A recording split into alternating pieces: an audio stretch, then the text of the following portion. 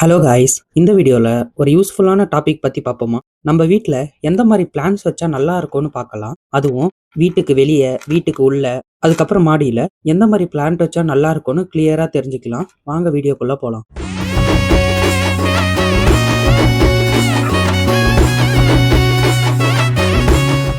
இப்போ நான் சொல்ல போகிற பிளான்ட் எல்லாமே தமிழ்நாட்டுக்கு கிளைமேட்டுக்கு செட் ஆகிற மாதிரி தமிழ்நாட்டில் மோஸ்ட்லி ஹாட்டாகவும் ஹியூமிடாகவும் இருக்கும். அதனால எல்லா பிளான்ட்டையும் எல்லா இடத்துலையும் வச்சிட முடியாது.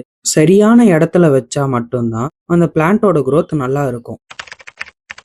ஃபர்ஸ்ட் நம்ம இண்டோர் பிளான்ட் பற்றி பார்க்கலாம். இண்டோர் பிளான்ட் நீங்கள் வைக்கிறீங்கன்னா அதுக்கு டைரக்ட் சன்லைட் தேவையில்லை, இன்டைரக்ட் சன்லைட் இருந்தாலே போதும். இப்படி வீட்டுள்ள வைக்கிற பிளான்ட் நம்ம ஏர் குவாலிட்டியை இம்ப்ரூவ் பண்ணும். எக்ஸாம்பிளாக சொல்லணும்னா snake plant, money plant, peace lily, இந்த மாதிரி செடியெல்லாம் நீங்கள் வைக்கலாம். குறிப்பாக ஸ்னேக் பிளான்ட் நைட் டைமில் கூட ஆக்சிஜனை ரிலீஸ் பண்ணும், உங்கள் ஏர் குவாலிட்டியும் இம்ப்ரூவ் பண்ணி கொடுக்கும். இதை பற்றி நான் தனியாக ஒரு வீடியோ போட்டிருக்கேன், வேணும்னா டிஸ்கிரிப்ஷனில் தரேன், அந்த வீடியோ கூட பாருங்கள். இண்டோர் பிளான்ட்டை கேர் பண்ணுறது ரொம்ப ஈஸி தான். அதிகமான வாட்டர் தேவையில்லை, வீக்லி ஒன்ஸ் தண்ணி கொடுத்தா போதும். ஓவர் வாட்டரிங் மட்டும் பண்ணாமல் இருந்தீங்கன்னா பிளான்ட் நல்ல க்ரோ ஆகும்.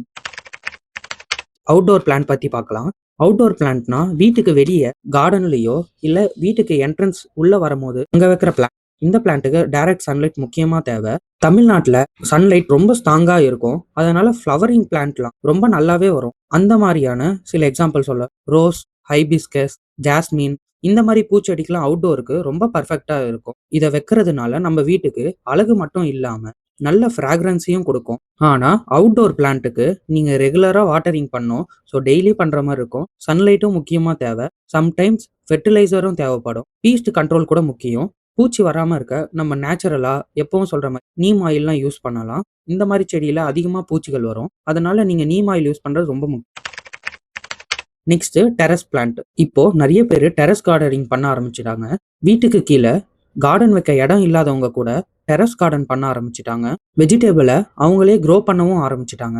எக்ஸாம்பிளுக்கு டொமேட்டோ, பிரிஞ்சால், சில்லி, கரிலி, இந்த மாதிரி ஈஸியாக வளர்க்குற காய்கறியெல்லாம் டெரஸ் கார்டனில் வளர்க்கலாம். இதுக்கு நீங்கள் க்ரோ பேக்ஸும் யூஸ் பண்ணலாம். டெரஸ் கார்டனில் ரொம்ப முக்கியமான விஷயம் சன்லைட் அதிகமாக இருக்கும், அதனால வாட்டரிங் நீங்கள் கண்டிப்பாக ரெகுலராக பண்ணியே ஆகணும். ஒருவேளை பண்ணாமல் விட்டிங்கன்னா உங்கள் சாயில் ட்ரை ஆகிடும், அதுக்கப்புறம் செடியும் வாடி போயிடும். இந்த 3 வகை பிளான்ட்டையும் பார்த்தீங்கன்னா, அதாவது இன்டோர், அவுட்டோர், டெரஸ், இது ஒன்றுத்துக்கும் தனித்தனி இம்பார்ட்டன்ஸ் இருக்குது. நம்ம ஸ்பேஸ், டைம், மெயின்டெனன்ஸ் கெப்பாசிட்டி, இதெல்லாம் பொறுத்து தான் நீங்கள் நம்ம எந்த பிளான்ட்டை செலக்ட் பண்ணணும்னு இருக்கு. நம்ம வீட்டில் குறைந்தபட்சம் ஒரு பிளான்ட் இருந்தாலே அது ஒரு பாசிட்டிவ் எனர்ஜி தான், நம்ம மனசுக்கும் நல்ல ஃபீல் தரும். அதனால எல்லார் வீட்லேயும் ஒரு பிளான்ட் வைக்க ஸ்டார்ட் பண்ணுங்க. இந்த மாதிரி யூஸ்ஃபுல்லான கார்டனிங் டிப்ஸ் வேணும்னா வீடியோக்கு லைக் போடுங்க, ஷேர் பண்ணுங்க. முக்கியமாக விவசாயம் வித் யூசுப் சேனலை சப்ஸ்கிரைப் பண்ணுங்க. தேங்க்யூ.